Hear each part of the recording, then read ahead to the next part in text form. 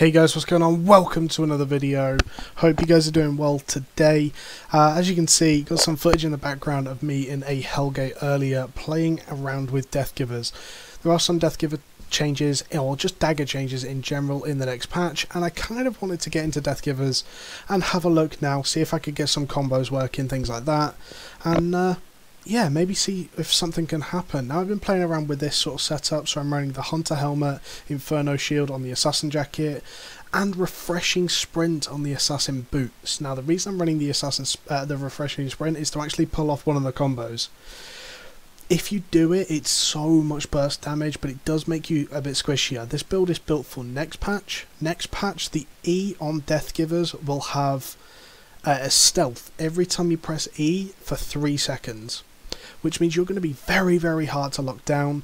As long as you keep going with sort of the 3Q E combo, you're going to keep getting into stealth. If everything goes bad and they all turn on you, you can E onto the tank, you'll be able to E away, and you'll be in stealth, which means you'll run back to your backline.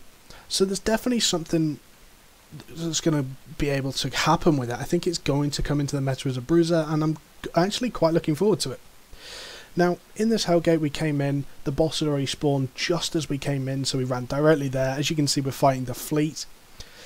Quite a close fight. We did have sort of 6171 gear with artifacts. The guys were running 6171 themselves, mainly 61 though, I believe, so they did have a good fight.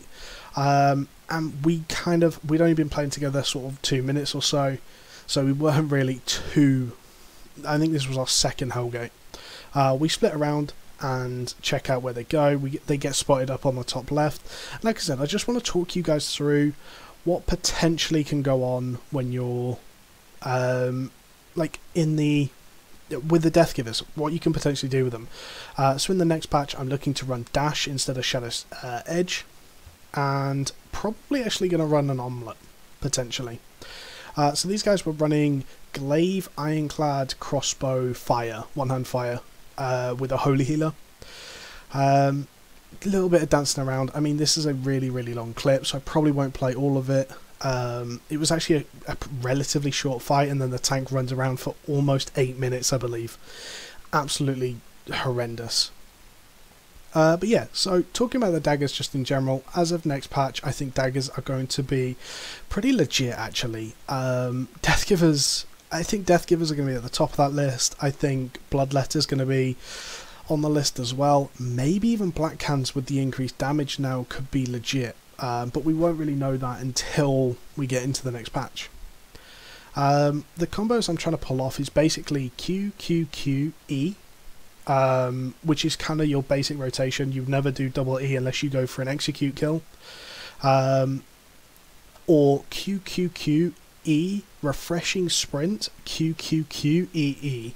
Now that combo is your highest damage combo, and it does so much damage. Now you see how much pressure they put on me at the start. They popped haste, they popped a lot to do that. We go in with the Galatine, weren't able to do too much. That's their firewall. I Shadow Edge onto the tank and go in with my Gigantify onto the fire here, and you just look, he dies. 100% dead. And that was with an Arcane Beam, but I actually messed up my combo a little bit, so you have to use my sprint to get around the firewall, and you just saw the level of damage that came out there. Pretty scary.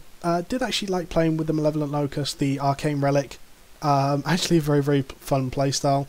Went a little bit too far here, and I'd run out of cooldowns at this point. Now this is where it would have been nice to have the stealth. If I'd have had to stealth in that situation, I could have E'd onto him once because I had the 3 stacks, E'd back onto their tank, and I'd have been stealth and be able to walk back to their backline with no damage taken.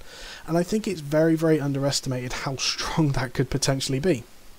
You also have obviously Sunder Armor, which is a pierce, which actually could give you reason to potentially start focusing the tank a little bit more, just build your damage onto the tanks. You do a lot of sustained damage as well. The one issue I've seen so far is actually energy. You see in this fight, I'm already out of energy, I'm having to sit around in that Druid Cowl for way too long, whereas everybody else on my team is fairly even on energy. Our swords actually goes a little bit too deep there, and we are fighting this 4v4 now. Now remember, we're running with Galatine. Galatine for us is a big source of our damage. I get silenced, our team gets sort of pushed back, so I just try to get back to my team. Again, in that situation right there, I got flung, could have E'd onto the glaive with the stealth, moved back round to my team. And this is what I'm saying, in next patch, what we're doing right now is going to be even stronger. I do the QW combo quite a lot, so you saw it then where I Q'd him and W'd, it almost lands immediately at the same time. Allows you to get your other 2 Q stacks off, almost guaranteed, which does help with the whole E combo, hitting them with E. So we get a kill there, we go for a full reset, I pop my Gigantify Potion and actually just push in. Pops the Everlasting Spirit, no point putting damage into it. I could have built stacks in fairness, tried to avoid the silence. Saw that he dodge rolled the first one, actually waited with the second one. Don't know why I did that. I think I was looking to see how many people we had online at the time. And all of a sudden they only have the tank and the healer left. Yeah, it was... I mean, the tank just runs around for like 5-6 minutes after this. It's just ridiculous. As you can see, he starts looting, running around. Healer starts doing the same thing again. And Shadow Edge, I love that ability. If you can get confident landing that ability, you're going to do some serious work. But you see in a minute, I E'd through him, did a lot of damage there. I am lagging a little bit, unfortunately. And look at the tank off looting. Pretty scumbag move. I thought these guys would be better than that. Apparently not. But we do get the win. And yeah, so don't really need to go on any further.